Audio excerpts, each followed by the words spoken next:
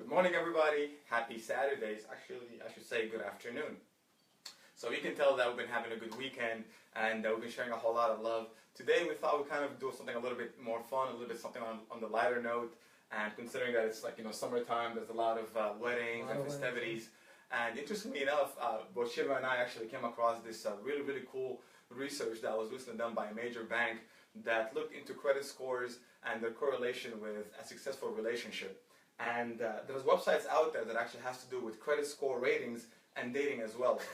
Interestingly enough, that 42% of the people agree that there's a correlation between credit scores and whether they will date somebody else again, whether they can actually date them and pursue a relationship or kind of kick them to the friend zone.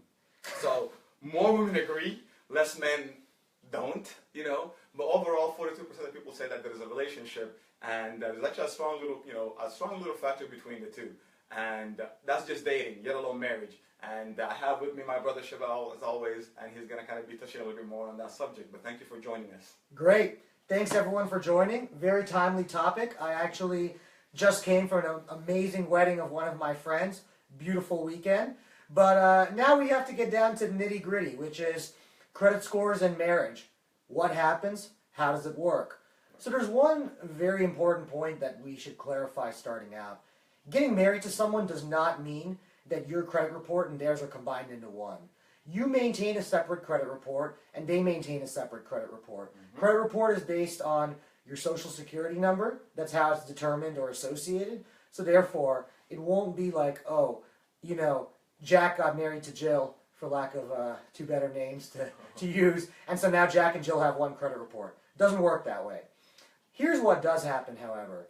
If you get married to someone and you choose to have a joint credit card account, okay, that's where both of you applied, both of your credit and income were looked at, you both qualified, so you're joint users on a credit card, that means you're both responsible. So say that your husband or your wife is the one who's responsible each month for making sure to pay the bill, and they forget, obviously that'll ding both your credit scores, and so that could create some friction there. So we always recommend that folks really sit down, because we see this with a lot of our clients, work out, yes, you may have joint checkings and savings accounts, but who's going to take care of, paying this bill? Auto pay, as we've talked about before, is always a good option. But remember, both people's scores are affected if you have a joint card and one person forgets to pay. Now, mortgages. This is often the very most important or the most significant area of concern and questions for couples, okay? Now, there's a few things to remember. When you apply jointly for a mortgage, okay, your spouse and you each will be submitting all your credit, financial, income documents, and normally, most mortgage lenders will take the lower middle score. What do I mean? Suppose you have a 700, 710, and 720 credit. Your middle score is 710. Now suppose your spouse has a 640, 650, and 660. His or her middle score is a 650.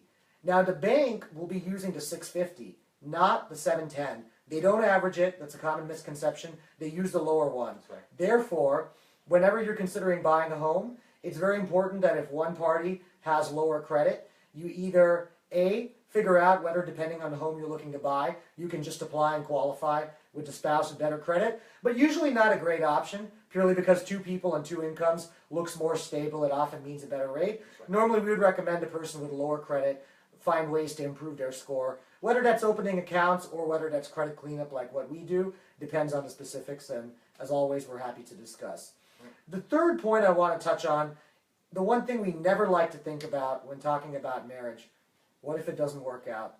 What if you get divorced? And there's a lot of things around finances and divorce. There's one really specific point I'd like to highlight right now. When folks go to divorce court, very often you'll have the judge say, okay, let's say Jack and Jill again. Okay, Jack, you're responsible for this credit card, okay, that you had during the marriage, for paying down the debt on it. Now suppose that Jack does not behave responsibly and pay down the debt because he's mad at Jill, he doesn't have the money. It could be any number of things. Here's the problem for Jill. Even though the divorce court ordered Jack to pay that, the credit card company, let's say Capital One, Discover, Barclays, whoever, the credit card company was not bound by the divorce agreement, meaning Jack and Jill signed a contract with them. They never had the credit card company and the divorce court reach an agreement. Therefore, if Jack does not pay, the credit card company could go after Jill, meaning whether that's suing her and certainly affect her credit and bring her credit down. So often in those cases what happens is the party who was not assigned responsibility for the account and is not supposed to pay it, one thing they can do is pay down the account to protect their credit, and afterwards go back to divorce court and demand compensation for the money that they paid. So okay, Jill can go pay the money, save her credit, and then go back and be like, listen judge, Jack didn't follow the agreement and pay this, I want the money from him.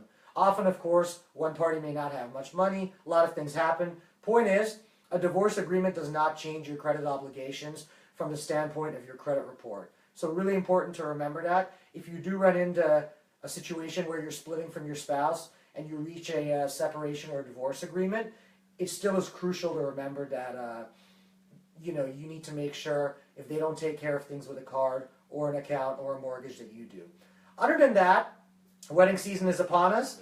Sending lots of love to all the happy couples out there and all their guests. That includes us who will be attending, and we'll be talking some more this week. As always, please feel free to send us a message or write in the comments with any of your questions, concerns, criticisms, wardrobe suggestions, any of that. We're always happy to hear from you. Have a wonderful Sunday. Have a wonderful day. Thanks so much.